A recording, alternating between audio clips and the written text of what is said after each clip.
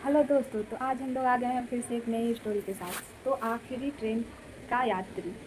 रात के 11 बज रहे थे। शहर का रेलवे स्टेशन लगभग खाली हो चुका था। हल्की ठंडी हवा, दूर से आती ट्रेन की आवाज़ और प्लेटफॉर्म पर टिमटिमाती पीली लाइट माहौल को रहस्यमय बना रही थी। एक लड़का था, विवान। वह बहुत थका हुआ और परेशान था।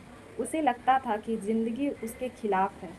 नौकरी में असफलता, दोस्तों का दूर हो जाना और अपने सपनों से हार मान लेना उसे बहुत दर्द दे रहा था। उसके चेहरे पर साफ दिख रहा था। वह प्लेटफॉर्म की बेंच पर बैठा और आखिरी ट्रेन का इंतजार कर रहा था।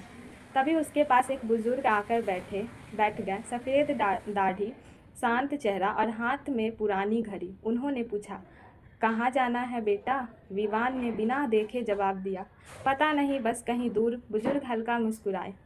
कुछ देर बाद ट्रेन आने की घोषणा हुई, लेकिन अजीब बात थी, प्लेटफॉर्म पर सिर्फ वही ट्रेन आने वाली थी जिसका नंबर स्टेशन बोर्ड पर दिख ही नहीं रहा था।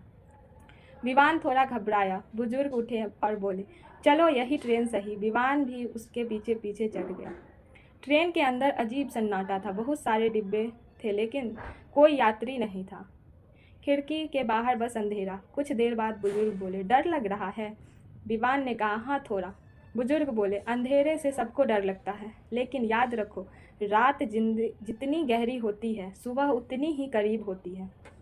विवान चुप हो गया। अचानक ट्रेन एक झटके से रुकी। दरवाज़ा खुला। बाहर सुंदर पहाड़ी का नज़ारा, पहाड़ी सब नज़र आ रहा था। नज़ारा बहुत सुंदर था।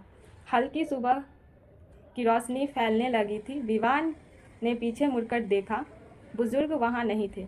सिर्फ सीट पर उनकी पुरानी घड़ी रखी थी, उसके जिसके पीछे लिखा था, समय कभी खराब नहीं होता, बस हमारा धैर्य खत्म हो जाता है। विवान की आंखें भर आई। उसे समझ आ गया, वह ट्रेन कोई जादू नहीं थी, बल्कि उसकी सोच का सफ़र था। वह डर, निराशा और हार से निकलकर उम्मीद तक पहुंचा था। उसने घड़ी उठाई, मुस्कुराया और पहली बार महसूस किया कि ज़िंदगी अभी ख़त्म नहीं हुई है। सीख, जब ज़िंदगी अंधेरी लगे, हार मत मानो। कई बार सबसे खूबसूरत सुबह सबसे लंबी रात के बाद आती है। Thanks for watching. Please like and subscribe my videos.